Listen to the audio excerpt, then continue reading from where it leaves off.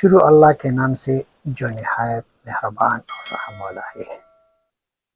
میں ہوں آپ کا میزبان ڈاکٹر عبدالواجد خان داؤدزئی، ایک مرتبہ پھر ایک نئی ویڈیو کے ساتھ پختون قوم اور پاکستانی عوام کی بیداری کے سلسلے میں۔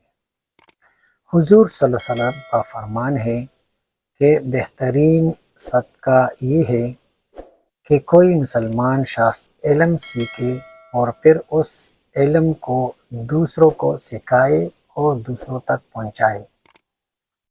آئے آپ بھی ہمارے ساتھ اس صدقہ جاریہ میں شامل ہو جائیں۔ سامعین، آج انڈیا کے کئی ڈرونز پاکستانی سرحد کو کراس کر کے پاکستان کے مختلف شہروں میں گھس آئے۔ سامعین، آج انڈین ڈرونز پاکستان کے کئی شہروں میں دکھائی دیے اور ان کو مار بھی گرایا گیا، مگر پاکستان کے ایک سیاسی جماعت سے تعلق رکھنے والے ورکروں نے سوشل میڈیا کے مختلف پلیٹ فارم پہ واویلا شروع کرایا کہ کیوں یہاں تک پہنچ گئے، یعنی ان کا مطلب ہے کہ ان کو وہاں سرحد پہ کیوں لاک اور شٹ ڈاؤن نہیں کیا۔ تو دوستو، آپ کو یاد دلاتا چلوں، جو مشرکین جنگ بدر کے موقع پر مسلمانوں میں مایوسی پلا رہے تھے، وہ آج بھی اپنا کردار ادا کر رہے ہیں۔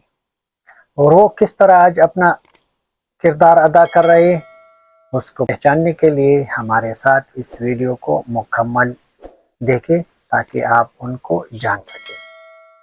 تو آئے سب سے پہلے بات کر لیتے کہ پاکستان کا ایئر ڈیفنس سسٹم ورک نہیں کر رہا تھا کہ یہ ڈرون پاکستان کے مختلف شہروں میں داخل ہو گئے۔ تو سامعین، سیکنڈ ورلڈ وار میں سمندری بیڑے ہوا کرتے تھے کہ جہاز اس پہ لینڈنگ اور وہاں سے ٹیک آف کرتے تھے، اور اس زمانے میں سمندری جہاز کوئلے سے چلتے تھے، یعنی سمندری جہاز اور ریل وغیرہ کوئلے سے چلتے تھے۔ تو سمندری جہاز میں ایک چمنی ہوتی تھی اور اس چمنی میں کوئلہ ہوتا تھا اور وہ جلتا تھا، تو اس سے سمندری بیڑا سفر کرتا تھا۔ تو جاپان نے ایک اسکواڈ تیار کیا اس وقت امریکن کے خلاف، اور انہوں نے اس سے بہت نقصان بھی پہنچایا امریکن کو، اور اس اسکواڈ کا نام کامیکازی رکھا گیا تھا، اور اس میں کامیکازی پائلٹس ہوتے تھے۔ اور کامیکازی کا مطلب ہے خودکش، یعنی سب سے پہلے خودکش جاپانیوں نے تیار اور متعارف کروایا تھا، اور اس سے امریکن کے بہت سے بیڑوں اور ان کو بہت نقصان پہنچایا تھا۔ تو کامیکازی اسکواڈ کے پائلٹس کیا کرتے تھے، وہ جہاز کو اس چمنی میں، یعنی سمندری بیڑی کے چمنی میں لینڈ کراتے تھے اور وہاں پہ بلاسٹ ہو جاتے، اور اسی طرح وہ سمندری بیڑا غرق ہو جاتا تھا، پانی کے اندر ڈوب ہو جاتا تھا۔ تو یہی ڈرون بھی کامیکازی کی طرح تھے۔ پہلے جب انہوں نے رات کے 3 بجے ان کو پہلی مرتبہ دیکھ لیا تو انہوں نے لاک کیا اور ایک میزائل سے شٹ ڈاؤن کرایا، مگر ساتھ ہی ان کو پتہ چلا کہ انہوں نے ہماری لوکیشن کو پک کیا اور واپس بھیج دیا۔ آگے بڑھنے سے پہلے آپ لوگوں کو یہ بھی بتاتے چلے کہ ڈرون کا فنکشن کیا ہوتا ہے۔ بعض ڈرون ہوتے ہیں وہ اٹیک کے لیے استعمال کرتے تھے، اور بعض ڈرون ہوتے ہیں کہ ان کو وہاں بیچ کے وہاں سے معلومات، اور یہ کامیکازی ڈرون جو ہوتے ہیں یہ بہت ہائٹس پہ ہوتے ہیں، اور ان کو جب مشکوک یا ایسی کوئی چیز نظر آ جاتی ہے تو یہ آہستہ آہستہ نیچے آنا شروع کر دیتے ہیں، اور یہ جب نیچے پہنچ جاتے ہیں تو وہاں کی ساری پکچر وغیرہ وہ کلیکٹ کر کے اور بیگ پہنچا دے دیتے ہیں اور واپس بیچ بھی دیتے ہیں۔ جس طرح پاکستان نے پہلا اس کو ٹارگٹ کر کے میزائل سے شوٹ ڈاؤن کیا، جو ہی پاکستان نے سب سے پہلے ڈرون کو لاک کیا اور میزائل سے شوٹ ڈاؤن کیا، تو ان کو پتہ چلا کہ ڈرون نے ہماری لوکیشن کو پک کیا، اور ان کو پتہ چل گیا کہ کہاں سے ہماری اوپر ایئر ڈیفنس سسٹم جو ہے کہاں سے ہم پہ حملہ کر سکتا ہے۔ تو انہوں نے جلدی سے اس جگہ کو چینج کیا، اور اس کے بعد انہوں نے اجازت دی کہ ان کو آنے دیں۔ جب یہ آ جائیں گے تو یہاں پہ آپ کو یہ بھی بتاتا چلے کہ ایک ڈرون کی قیمت 1000 سے لے کے یعنی $1000 سے لے کے $5,000 تک ہوتی ہے، اور میزائل کی قیمت اس سے بہت زیادہ قیمتی ہوتی ہے۔ تو دوسری وجہ یہ بھی ہے کہ پاکستانی حکام نے انہوں نے ڈیسائیڈ کیا، تو اس وقت پاکستانی اہلکاروں نے یہ ڈیسائیڈ کیا کہ اس کو میزائل سے نہیں بلکہ عام ویپن سے اس کو ٹارگٹ کریں گے۔ تو بالکل اسی طرح انہوں نے یہ فیصلہ کیا، اور پھر یہ ڈرون پاکستان کے مختلف شہروں کو پہنچنے کے بعد آہستہ آہستہ نیچے آئے، اور جو ہی نیچے آ جاتے تو عام ویپن سے اس کو شوٹ ڈاؤن کروایا گیا، کیونکہ انہوں نے اتنے زیادہ ڈرون بھیجے تھے۔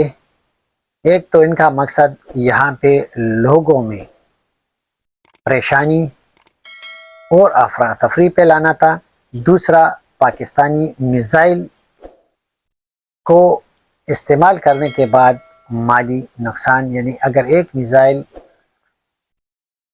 کروڑوں کا آتا ہے تو پتہ نہیں کتنے میزائل اس پہ استعمال ہوتے، اور یوں پاکستان کو میزائلوں کا نقصان بھی ہو جاتا میزائل استعمال کرنے کے بعد۔ Let's talk about how to shoot down the drones. There are two types. First type is hard killing and second is soft killing. If you are going to shoot down by hard killing, so you need to shoot down by missile. جیسا میں نے پہلے بتا دیا missile بہت قیمتی ہوتا ہے، اس سے میزائل بھی ضائع ہو جاتا ہے اور زیادہ قیمتی بھی ہوتا ہے، تو آپ کو مالی نقصان بھی پہنچ جاتا ہے۔ And second type is soft کل، یہ بہت سستا بھی ہے، اور جو ہی یہ ڈرون نیچے آ جاتا ہے تو آپ ایک عام ویپن سے نارمل ویپن سے اس کو بھی شوٹ ڈاؤن کر سکتے ہیں۔ تو سامعین یہی ریزن تھی کہ انہوں نے کیوں ان ڈرون کو پاکستان کے مختلف شہروں میں آنے دیا۔ امید ہے آپ لوگوں کو سمجھ آئی ہوگی کہ انہوں نے کیوں۔ پاکستان کا ایئر ڈیفنس سسٹم اتنا کمزور نہیں ہے، اگر کمزور ہوتا تو 7 اور 6 مئی کے درمیان انڈین کے 5 طیاروں کو پرندوں کی طرح اپنے ہی سرزمین سے شکار نہیں کرتے، کیونکہ جو ہی انڈین طیاروں نے پاکستان پہ میزائل کے لیے اوپن کیا اور میزائل داغ دیے، تو ریسپانس میں پاکستان ایئر ڈیفنس سسٹم نے ان کو لاک کیا اور 2 رافیل طیارے کو نور خان ایئر بیس سے لاک کرا کے اس کو شوٹ ڈاؤن کر دیا، اور باقی جو پاکستانی طیارے اوپر پاکستانی حدود کے فضا میں تھے تو وہاں پہ ڈاگ فائٹ کروا کے ان کو شوٹ کروایا۔ اور آپ کو یہ بھی بتاتے چلے کہ پاکستانی پائلٹس میں جذبہ، ایمان اور غیرت کی وجہ سے اللہ تعالیٰ نے یہ صلاحیت دی ہے کہ دوسری مرتبہ ہے کہ انڈیا کو شرمندگی کا سامنا پڑ رہا ہے، اور رافیل طیارے کے گرنے کے بعد نہ صرف انڈیا کو بلکہ فرانس بھی شرمندہ ہے کہ ہم نے کس کو یہ طیارے بیچ دیے ہیں، کیونکہ اس کے بعد اس کے حصص گر گئے ہیں، اور اس کے مقابلے میں چائنا کے وہ طیارے جو پاکستان نے چائنا کی مدد سے بنائے ہیں اس کی ڈیمانڈ اور حصص بڑھ گئے ہیں۔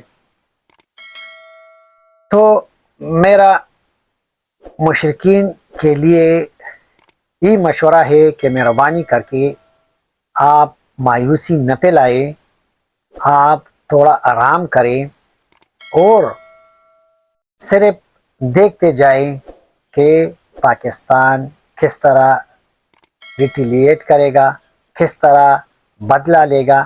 وہ 5 طیارے تو سیلف ڈیفنس میں گرائے ہیں، وہ تو سیلف ڈیفنس تھا۔